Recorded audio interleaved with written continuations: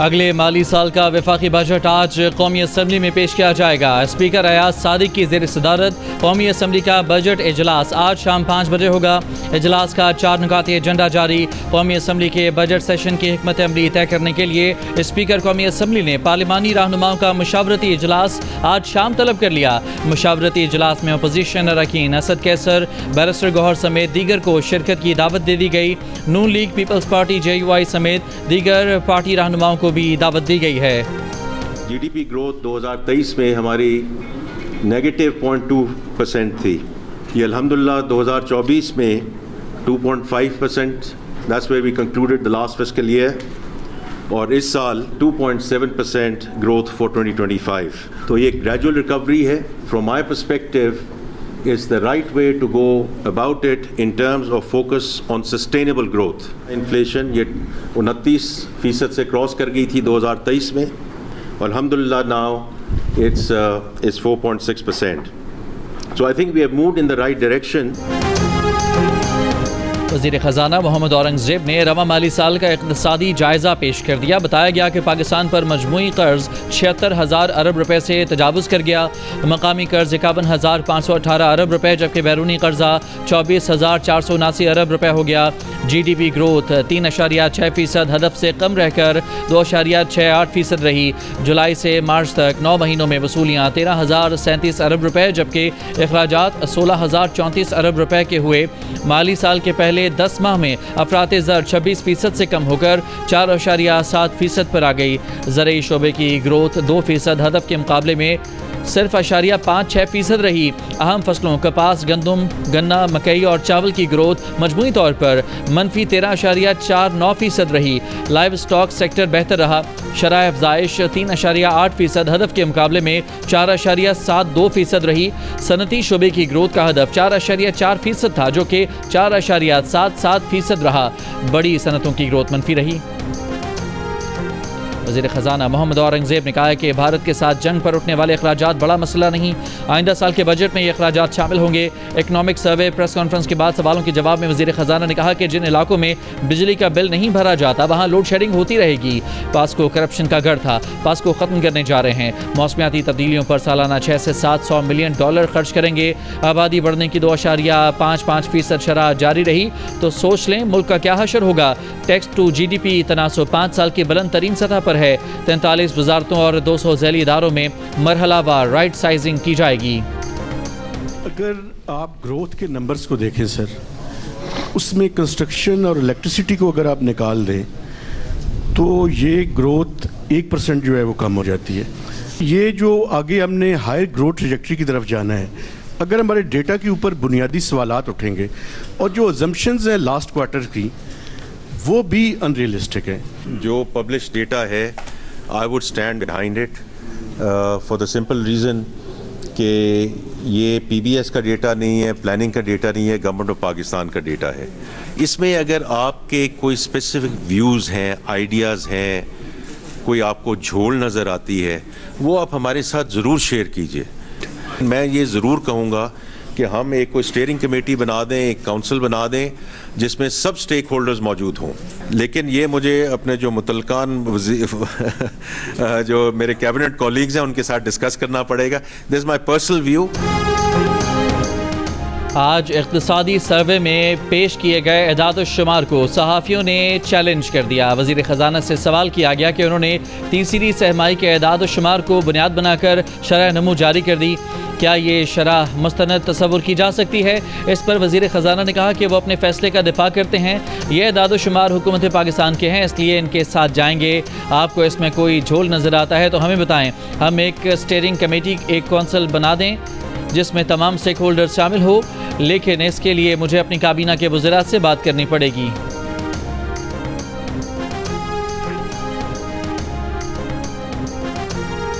पाकिस्तान पाकिस्तान समझते हैं कि जिस तरफ भारत हमें लेके जा रहे हैं वो ना पाकिस्तान के मफाद में है ना भारत के मफाद में है। अगर कहीं भी भारत में कोई दहशतगर्दी वाक़या हो, सबूत भी ना हो, इसका मतलब कि हमें जंग पे उतरना है। हम दो न्यूक्लियर आर्म ममालिक हैं। इस जंग ने ये साबित किया है कि पाकिस्तान एक रिस्पॉन्सिबल ममालिक है और भारत के बयानिया झूठ में मुबनी है, गैर जिम्मेदाराना किरदार अदा कर रहा है। मगर उम्मीद है कि इस पाकिस्तान सच के साथ है, पाकिस्तान अमन के साथ है और अल्टीमेटली जीत हमारी।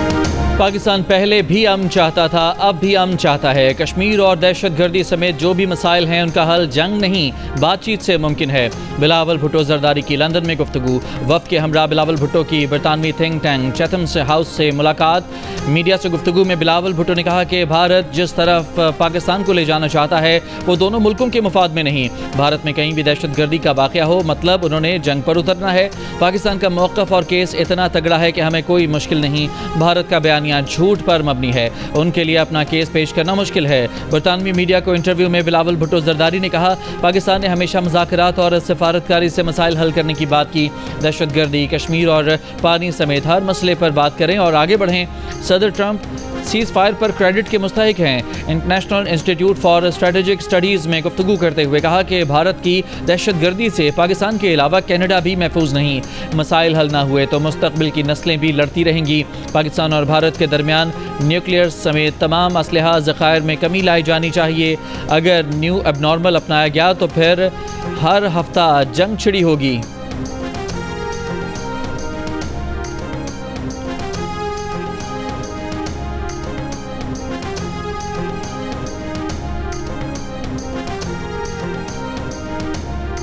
पाकिस्तान का चीन से J-35 स्टेल्थ, J-500 अवाक्स तैयारों और SQ-19 बैलिस्टिक मिसाइल दिफाई निज़ाम की खरीदारी का ऐलान। चीनी दिफाई कंपनियों के शेयर्स में ज़बरदस्त इजाफा। अमरीकी वेबसाइट के ब्लूमबर्ग के मुताबिक ये माहिदा शिनयांग एयरक्राफ्ट कॉरपोरेशन की तैयार करदा J-35 की आलमी मार्केट में पहली बरामद होगा। ये तैयारा अपनी जदीद स्टेल्थ सलाहियतों की बदौलत दुश्मन के फ़िज़ाई इलाके में घुसने की सलाहियत रखता है। J-500 अवाक्स तैयारा अपने कॉम्पैक्ट साइज़ की वजह से पाकिस्तान की फ़िज़ाई निगरानी की सलाहियतों को न सिर्फ मजबूत करेगा बल्कि इलाकाई झड़पों में ज़्यादा लचक भी फराहम करेगा। इसी तरह SQ-19 मिसाइल दिफाई निज़ाम पाकिस्तान के बैलिस्टिक मिसाइलों से दिफा की सलाहियतों को नुमाया तौर पर बेहतर बनाएगा। चीनी वज़ारत दिफा का इस ऐलान पर तबसरे से गुरेज। इंडोनेशिया का चीन के J-10 लड़ाका तैयारों की पेशकश पर गौर। अपोजिशन लीडर उमर अयूब ने कहा है कि गुज़श्ता साल रेवेन्यू 12,970 अरब रुपए था, इस साल 14,000 से ज़ायद तक ले आए। इस वक्त जो ग्रोथ रेट दिखाई दे रहा है वो एक गुब्बारा है। ज़राअत में सारी फसलों की ग्रोथ मनफी रही है। मार्च 2022 में जो 50,000 कमा रहा था उसकी अब वैल्यू 20,833 के बराबर है। मुल्क में गुर्बत 44.7% तक पहुँच गई है। 11.4 करोड़ आबादी सतह गुर्बत के नीचे चली गई है। इस साल रेवेन्यू शॉर्टफॉल 1,000 अरब से ज़ायद होगा। पेट्रोल पर लेवी 80 रुपये है जो इस बार 100 रुपये तक ले जाएंगे। दुनिया में पेट्रोल की कीमत कम हुई है और पाकिस्तान में बढ़ रही है। 7,000 मेगावाट बिजली वाफिर है, लोग खरीदने के लिए तैयार नहीं। इस्लामाबाद में प्रेस कॉन्फ्रेंस करते हुए सेक्रेटरी इत्तलात PTI शेख वकास अकरम ने कहा कि हमारी 6.5% ग्रोथ को हकारत की नज़र से देखा करते थे। इनकी तीसरे साल की मजमूई ग्रोथ 1.5% है। ये ग्रोथ भी फॉर्म 47 की तरह की दिखा रहे हैं। मुशीर ख़जाना KP मुज़म्मिल असलम ने कहा कि 2.7% GDP ग्रोथ भी शर्मिंदगी वाला नंबर है। ज़्यादा टैक्सेस की वजह से आवाम की क़ुव्वत ख़रीद कम हो गई। सदर आसिफ अली जरदारी ने कहा है कि मुल्क की मईशत को मजबूत बुनियादों पर इस्तेमाल करने और खुद कफील बनाने पर तवज्जो देनी होगी। मुल्क की तरक्की और खुशहाली के लिए मिलकर काम करने की ज़रूरत है। ज़राअत मईशत की बुनियाद है। किसानों को सपोर्ट करके मुल्क की मईशत को तरक्की दे सकते हैं। सदर जरदारी की पीपल्स पार्टी के रहनुमाओं और वर्कर्स से मुलाकात में गुफ्तगू। भारत के शिद्दत पसंदाना हिंदुत्व नज़रिए से पूरे खित्ते के लिए ख़तरा करार दिया। कहा भारत में अक़लियतों खुसूसन मुसलमानों और ईसाइयों को तासुब और जुल्म का सामना है।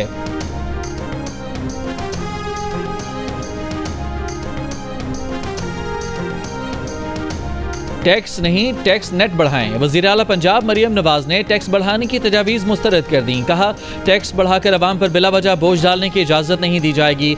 आम आदमी पर माली बोझ नहीं डालना चाहते। 2 लाख रुपए तनख्वाह लेने वाला टैक्स देता है मगर करोड़ों आमदन वाला टैक्स नहीं देता। पंजाब में नॉन रजिस्टर्ड रेस्टोरेंट्स और शादी हॉलों के रजिस्ट्रेशन की भी मंजूरी, इक़दाम करने का हुक्म। मरियम नवाज ने कहा कि रजिस्ट्रेशन कराने वाले को सज़ा मिल जाए मगर टैक्स चोरी करने वाले मज़े करते रहें, ये नहीं होगा। वज़ीर-ए-आज़म शहबाज शरीफ की हिदायत पर अरशद नदीम स्पोर्ट्स अकेडमी तामीर करने का फैसला। बजट में स्पोर्ट्स अकेडमी के लिए फ़ंड्स मुख्तस करने की तजवीज़। Academy Pakistan sports complex Islamabad में तामीर की जाएगी। जियो न्यूज़ को हासिल दस्तावेज़ के मुताबिक मनसूबे की मजमूई लागत का तखमीना 2 अरब 85 करोड़ 26 लाख रुपए है। हाई परफॉर्मेंस स्पोर्ट्स अकेडमी के लिए 30 करोड़ रुपए रखने की तजवीज़ है।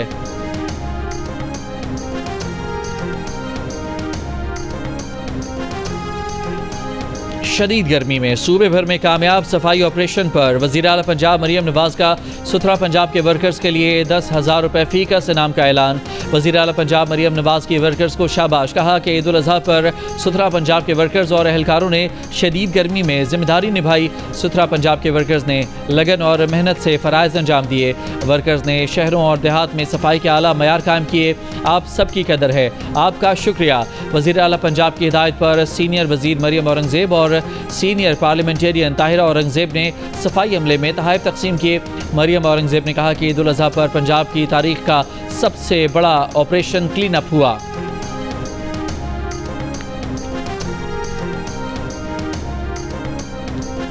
गवर्नर पंजाब सलीम हैदर का कहना है कि सियासत अपनी जगह लेकिन मुल्की सालमियत की खातिर हम एक हैं। भारत अब कई साल तक पाकिस्तान से जंग की जरूरत नहीं करेगा। अटक में कैटल फार्म हाउस के इफ्तिताह के बाद खिताब करते हुए कहा कि पाकिस्तान पुरअमन मुल्क है जो कश्मीर समेत तमाम मसाइल मुज़ाकरात के जरिए हल करना चाहता है। इस्लामाबाद में 3 रोज़ के दौरान 2012 टन रिकॉर्ड अलाइशें और वेस्ट को देही और शहरी इलाकों से उठाया गया। वफाकी वज़ीर दाखिला मोहसिन नकवी का CDA और इस्लामाबाद पुलिस को वेल्डन और शहरियों का शुक्रिया। कहा, ईद के तीनों रोज़ पूरे इस्लामाबाद में सफाई के बेहतरीन इंतजाम किए गए।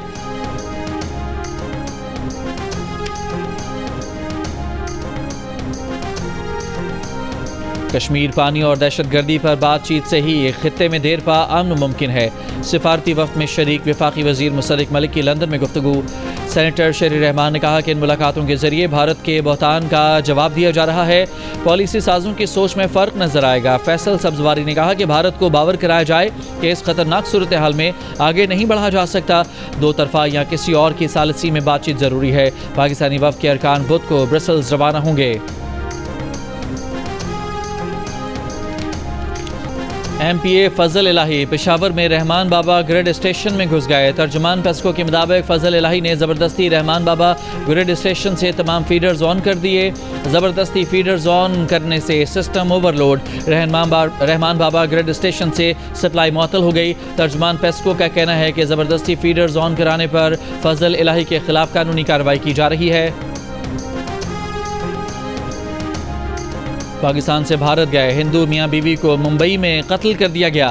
सक्खर से ताल्लुक़ रखने वाले सपना और संजय को उनके घर में खंजर के वार करके कत्ल किया गया।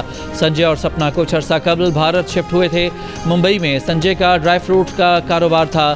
मुंबई पुलिस ने फ़ोन करके सपना के वालिद को बताया कि मक़तूलीन के 2 बेटे पुलिस की हिफाजती तहवील में हैं।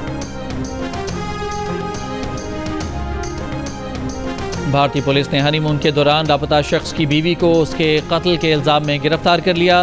मध्य प्रदेश से ताल्लुक़ रखने वाला जोड़ा हनीमून के दरमियान मेघालय में लापता हुआ था। पुलिस के मुताबिक 25 साला सोनम ने अपने शौहर राजा को किराए के कातिलों से मरवाया। पुलिस का कहना है कि राजा को कत्ल करने के पसे पर्दा मुहर्रकात अभी सामने नहीं आ सके। गजा को भूखा रखने वाले इसराइल का इमदाद लाने वाले फ्रीडम फ्लोटिला पर ड्रोन से हमला। माहौलियाती कारकुन ग्रेटा थनबर्ग और यूरोपीय रुकन पार्लियामेंट रीमा हसन समेत इमदादी काफिले मेडलिन में मौजूद अफराद को इसराइली फ़ौज ने अगवा कर लिया।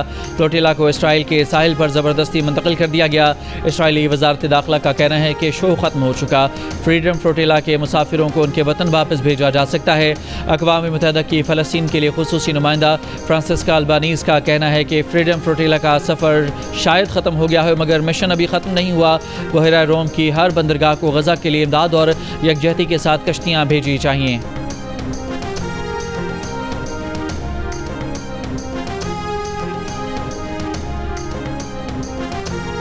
लंदन में बरतानवी फ़ॉरेन ऑफिस के सामने गज़ा में इसराइली मज़ालिम के खिलाफ मुजाहिरा। मुजाहिदीन ने मुतालबा किया कि बरतानिया फ़ौरी तौर पर इसराइल को असलहे की फराहमी बंद करे, फ़ौरी तौर पर गज़ा में खुराक की फराहमी यकीनी बनाने के लिए इक़दाम करे।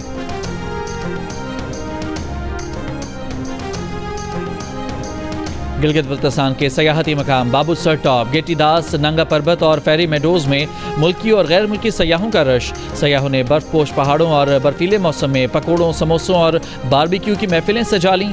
ईद के तीसरे रोज़ चनारी आज़ाद कश्मीर के जिस्कोल आबशार पर भी शहरियों का रश। मर्द, ख़वातीन और बच्चों ने ठंडे पानी से खूब लुत्फ़ उठाया। कैलिफोर्निया में मुजाहिरे कंट्रोल करने के लिए ट्रंप के नेशनल गार्ड्स भेजने पर सूरत हाल मजीद कशीदा।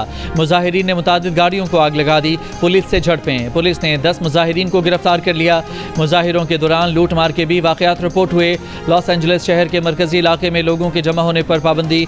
मुजाहिरे की कवरेज करने वाली ऑस्ट्रेलियावी सहाफ़ी को पुलिस एहलकार ने निशाना बनाकर रबर की गोली मारी। नेशनल गार्ड तैनात करने पर डेमोक्रेट रियासत के गवर्नर और सदर में भी महाजर आई।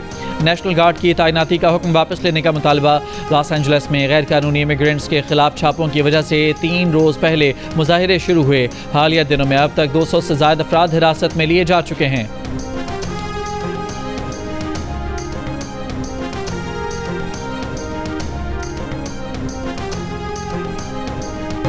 अमरीकी सदर एयरफोर्स 1 की सीढ़ियां चढ़ते हुए लड़खड़ा गए, फिर संभल कर सीढ़ियां चढ़ी और तैयारे के दरवाजे पर पहुंचकर एयरपोर्ट पर मौजूद अफराद को हाथ भी हिलाया।